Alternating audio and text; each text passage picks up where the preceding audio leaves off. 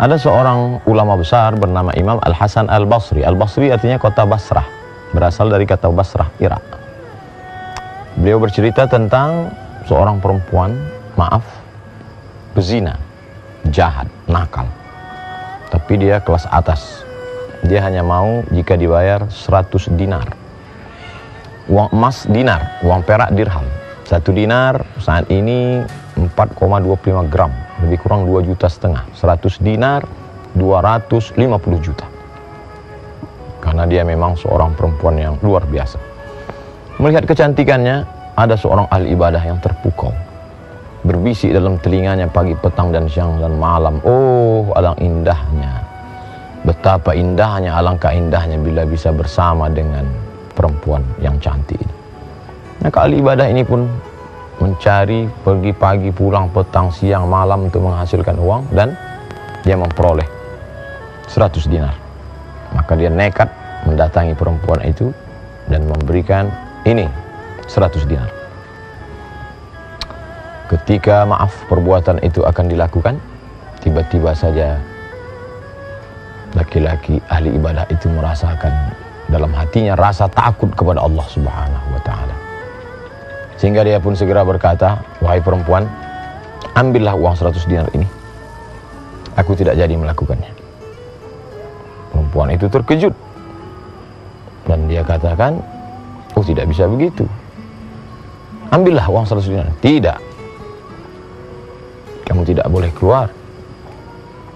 Lalu kemudian apa yang terjadi? Laki-laki ahli ibadah itu berkata,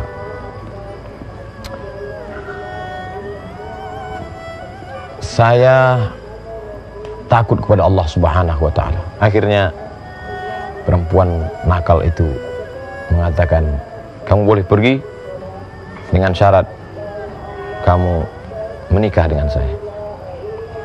Baiklah, dia pun pergi menuju kampungnya, bertaubat, mendekatkan diri kepada Allah Subhanahu wa ta'ala. Dan perempuan yang nakal itu terbuka pintu hidayah, ternyata bukan karena mendengarkan tausiah, bukan karena tazkirah, tapi karena melihat ada hamba Allah yang sudah memberikan hartanya sebanyak 100 dinar, tapi dia ada rasa takut kepada Allah Subhanahu wa ta'ala. Maka perempuan itu bertobat dan datang ke kampung halaman laki-laki itu, ingin menjumpai. Sesuai dengan janji mereka akan menikah. Apa yang terjadi begitu sampai di kampung laki-laki itu? Tatkala laki-laki itu melihat perempuan yang dulu pernah menggoda hatinya, saat itu juga dia langsung jatuh dan mati menghadap Allah Subhanahu wa ta'ala karena rasa takut yang luar biasa. Perempuan itu kecewa.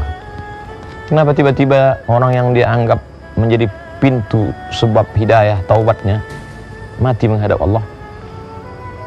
Lalu kemudian dia bertanya, apakah laki-laki ini punya saudara? Mereka menjawab, penduduk kampung berkata, ya, dia punya saudara kandung.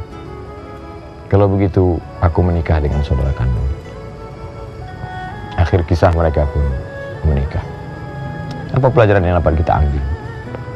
Bahwa selevel tinggi apapun ibadah seorang hamba, tetap juga berbisik dalam hatinya, karena setan tak pernah mati. La'aq'udanna lahum siratakal mustaqim, aku akan bengkokkan jalanmu yang lurus.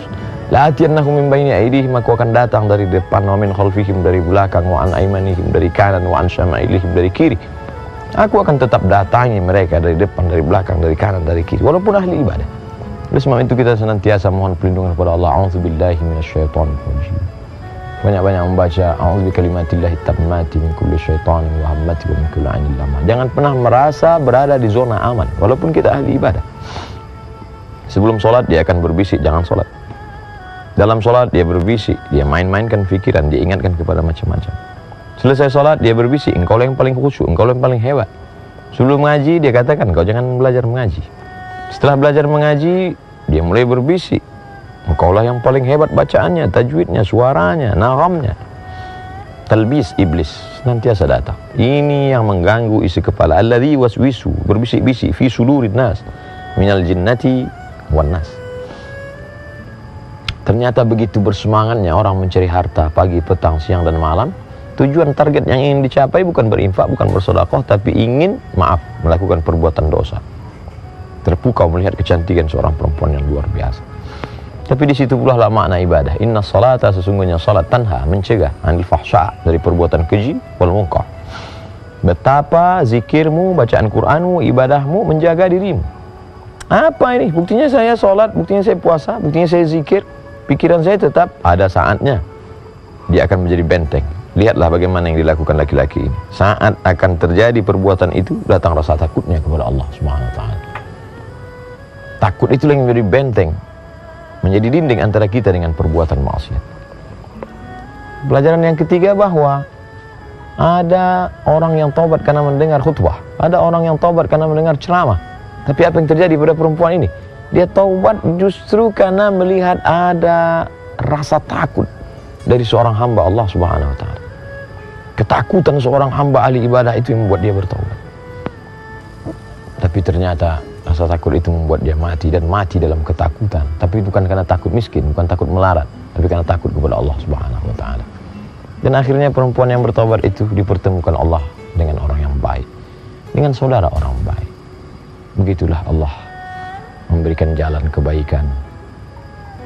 Bahwa di awal hidup kita pernah salah, pernah berdosa, pernah silap, pernah khilaf, pernah melakukan perbuatan maksiat. Siapa yang tak pernah bersalah? Siapa yang tak pernah berdosa?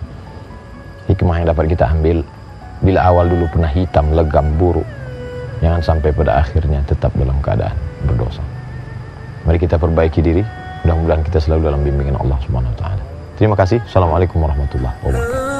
Assalamualaikum warahmatullahi wabarakatuh. Hai sahabat religiwan semuanya, semoga usia bertambah, istiqomah juga semakin bertambah, amal bertambah, maka bertambah pula kesiapan kita untuk tetap menebar kebaikan. Assalamualaikum warahmatullahi wabarakatuh.